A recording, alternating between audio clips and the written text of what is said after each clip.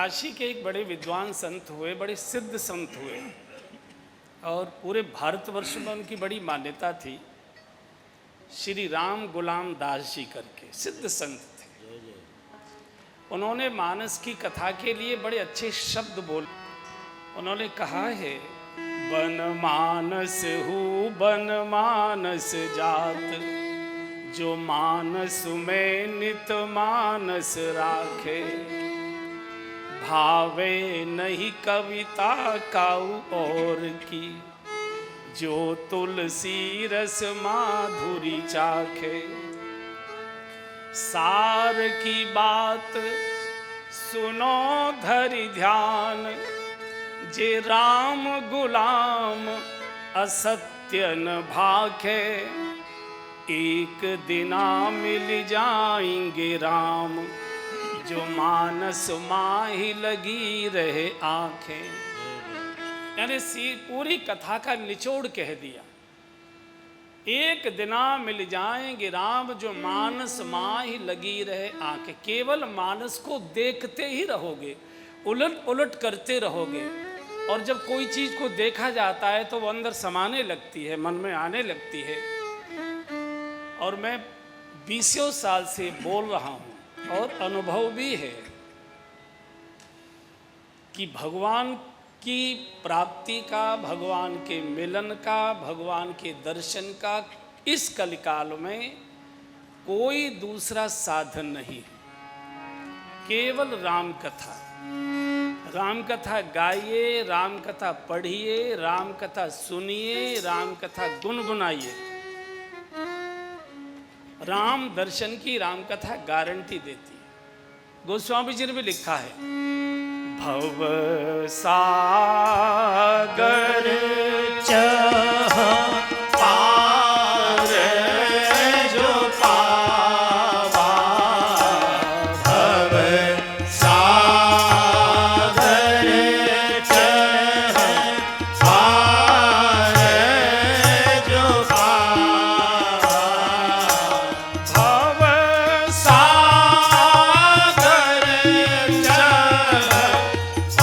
पार जो पावा, भव सागर चह पार जो पावा।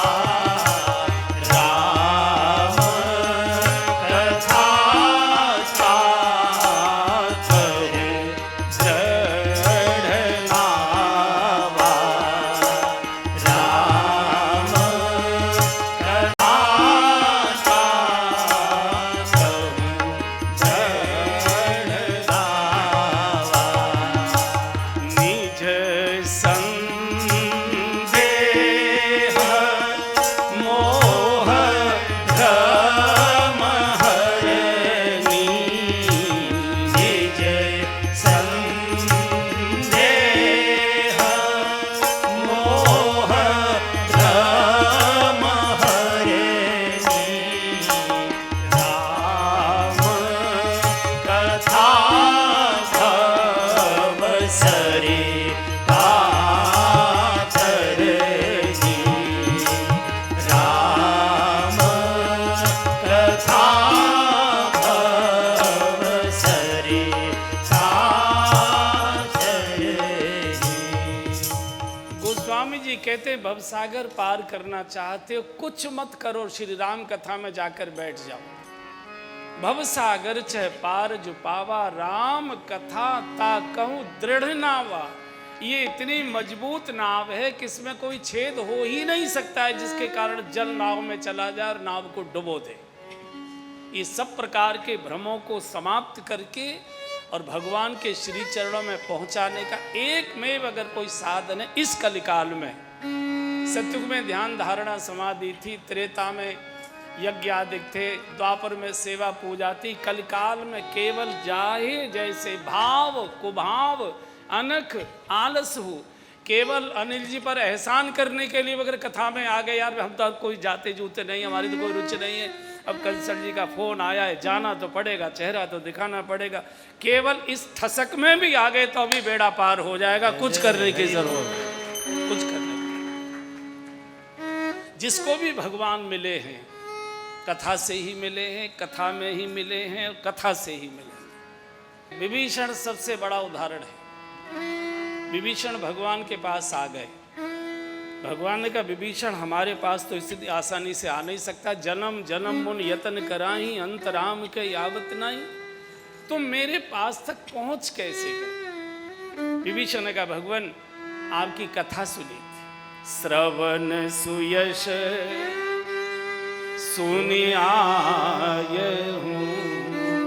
आपकी कथा सुनकर गए। कथा कहाँ गए? मुजफ्फरनगर वृंदावन गार्डन में? बोले नहीं, घर पर ही सुनी थी। किसने सुनाई? विजय कुशल जी ने? बोले नहीं, उनकी क्या हैसियत है। फिर किसने सुनाई?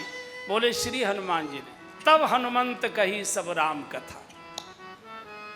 भगवान का मान लिया, कथा सुनी, पर ये बताओ यहां तक कैसे आगे कथा से?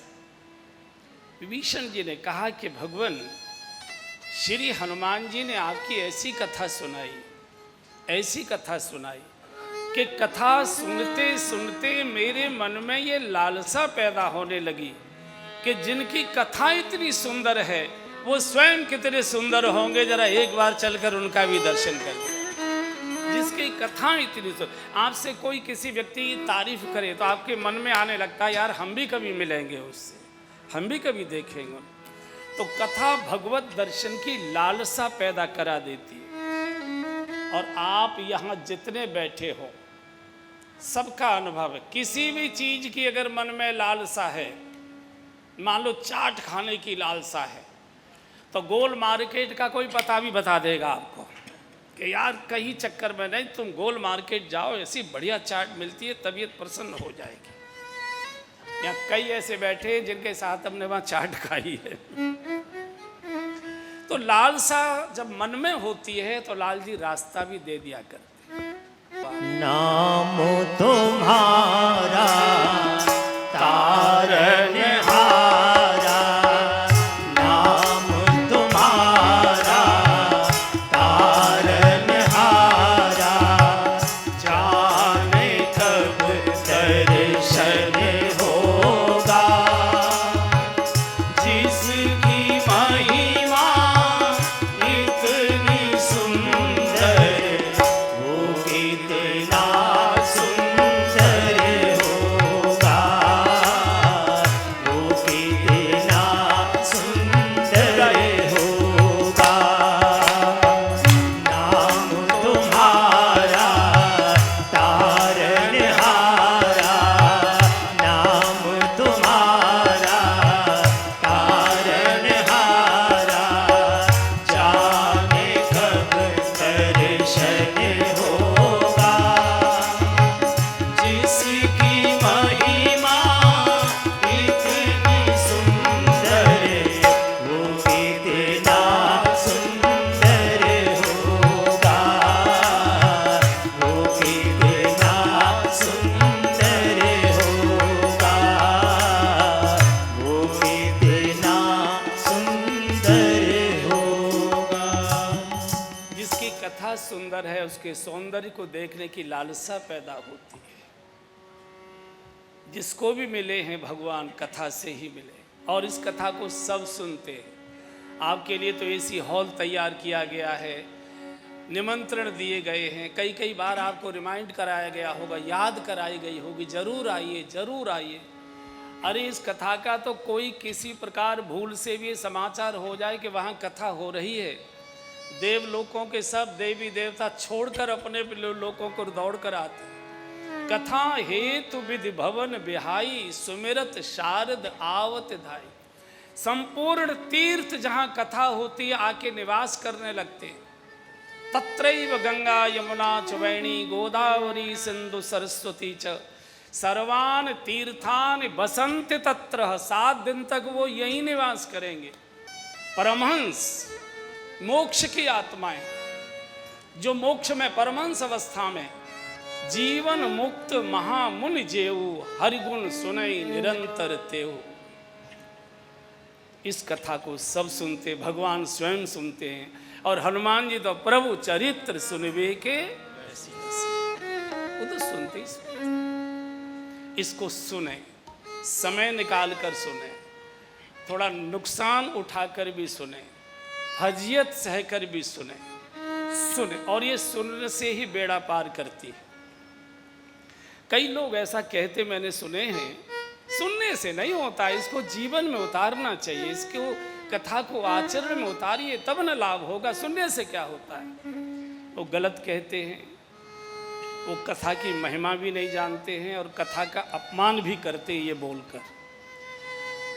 पूरी रामचरितमानस में एक स्थान पर भी ऐसा नहीं लिखा है कि इस कथा को जीवन के आचरण में उतारिए। ये आचरण में नहीं उतारी जा सकती, वक्ता नहीं उतार सकता, श्रोता क्या उतारेगा, संभव ही नहीं।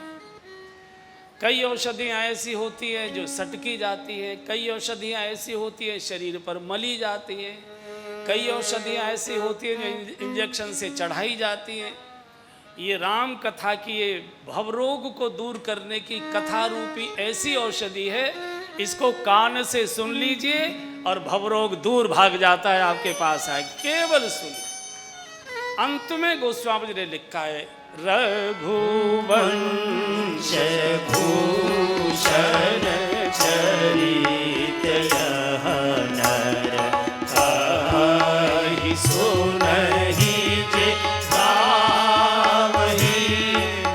रघुवंश भूषण चरित यह नर कहि सुनहि जे गावहि। कलिमल मनोमल कोइ विदूषण राम धाम सिधावहि।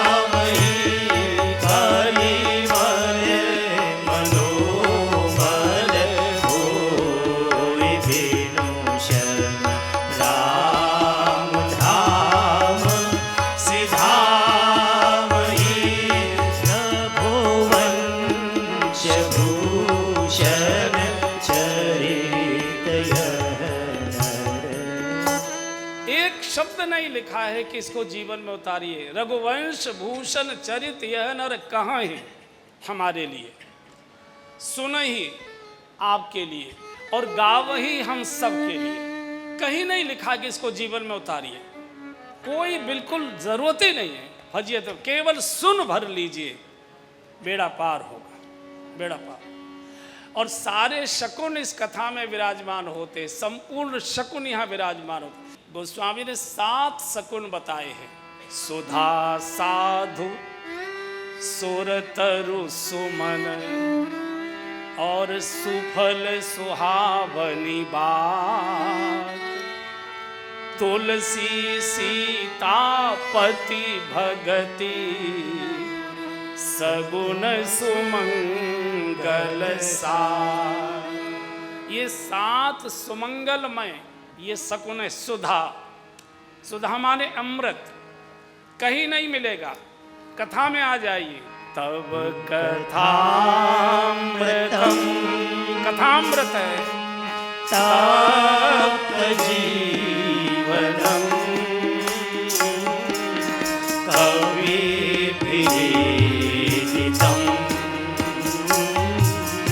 कल्मषापहम्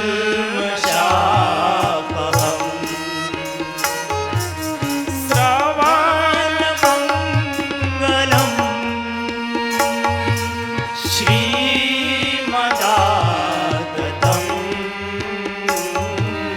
भुवि गृह्णन्ति ते भूरिदा जना। भुवि गृह्णन्ति ते भूरिदा जना। ये कथा अमृत है और गारंटी दे रही है श्रीमद् भागवत, श्रवण मंगलम, सुनकर ही ये मंगल कर देती है। मानस की चौपाई ने भी कहा और श्रीमद् भागवत का श्लोक है श्रवण मंगलम।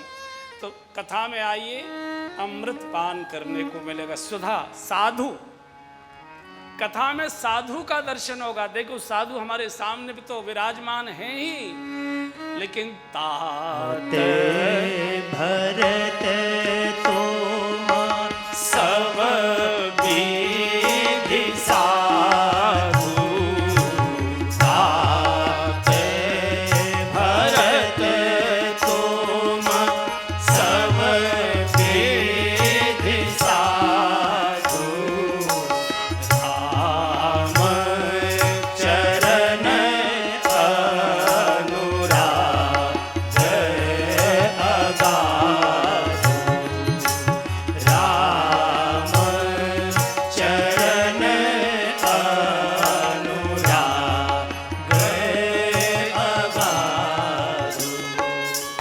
श्री भरत जी जैसे, हनुमान जी जैसे साधु मिलेंगे इस कथा में। सुधा साधु सुरतर, सुरतर कहते कल्प वृक्ष, और रामायण यन सुर तरु की छाया, रामायण सुर तरु की छाया, दुख भय दूर निकट जो आया, दुख भय दूर निकट जो आया। सुधा साधु सुरतर सुफल, सुफल मनोरथ हो आशीर्वाद सुफल मनोरथ हो तुम्हारे, राम लखन सुनि भय सुखारे, राम लखन सुनि भय सुखारे। सुधा साधु सुरतर सुमन, सुमन पाई मुनि पूजा कीनी, आशीर्वाद भी सुफल। कथा में आने वाले के जो मनोरथ हैं वो उनको सुफल होते, पूर्ण होते। सुधा साधु सुरतर सुमन सुफल, सुहावनी बात, कथा में सुहावनी ही बात मिलेगी। जावमंत के वचन सुहाए, जामवंत के वचन सुहाए। परिवारों में ये बहुत मुश्किल है, बेटों को पिताजी की बात नहीं सुहाती, पिताजी को बेटों का व्यवहार नहीं सुहाता, मालिक को नौकर नहीं सुहाता, नौकर को मालकिन नहीं सुहाती, पड़ोसी पड़ोसी नहीं सुहाता। तो ये सुहाना बहुत कठिन है, लेकिन यहाँ बंदर की भी बात सुहावनी लगती है। जामवंत के वचन सुहाए, सुने हनुमंत हृदय अति भाए। बातें यहाँ सुहानी भी लगती हैं और भाती भी हैं। और अंतिम सातवाएं तुलसी सीता पति भगति, यहाँ भगवान की भक्ति तो कथा में भरी पड़ी है। राम भगति जहाँ सुर सर धारा, राम भगति जहाँ सुर सर धारा, सरसई ब्रह्म विचार प्रचारा, सरसई ब्रह्म विचार प्रचारा, जी सरसई ब्रह्म विचार प्रचारा, सरसई ब्रह्म विचार प्रचारा। ये सातों सगुण श्री राम कथा, भगवत प्राप्ति का सबसे सरल साधन श्री राम कथा। समय निकालकर फिर बोल रहा हूँ, थोड़ा झंझट भी करना पड़े परिवार में, फजीयत सहनी पड़े, जहाँ जगह मिले, जहाँ अवसर मिले, जब अवसर मिले कथा सुन। भगवत प्राप्ति की जिनकी तनिक भी इच्छा है, सबको जो मिले हैं कथा से ही मिले। शंकर जी कैलाश छोड़कर सुदूर दक्षिण में जाते कथा सुनने की। ध्रुव जी ने एक बार भगवान से कहा, प्रभु मैं आपकी गोद की मांग की, वो मेरी बालकपन की जिद थी, अब मुझे एक वरदान चाहिए। क्या चाहिए? बोले संतों के चरणों में बैठकर आपकी कथा सुनने को मिलती रहे, ये वरदान चाहिए। भगवान ने कहा बावले हो, मेरी कथा सुनने का परिणाम तो मेरे चरणों का दर्शन है, मेरी प्राप्ति है, और तू मेरे पास बैठा है, बगल में बैठा है, अब कथा की क्या जरूरत है? ध्रुव जी ने कहा महाराज सच बताऊं, बुरा न मानो तो। हाँ बोलो। बोले जो आनंद आपकी कथा में है वो आनंद आपके दर्शन में भी नहीं है। बोले क्यों? बोले आपके दर्शन से तो आदमी 2-4 मिनट में ही ऊब जाता है, पर कथा में तो 3 घंटे बैठे रहता है, मन ही नहीं भरता है, और सुने और सुने।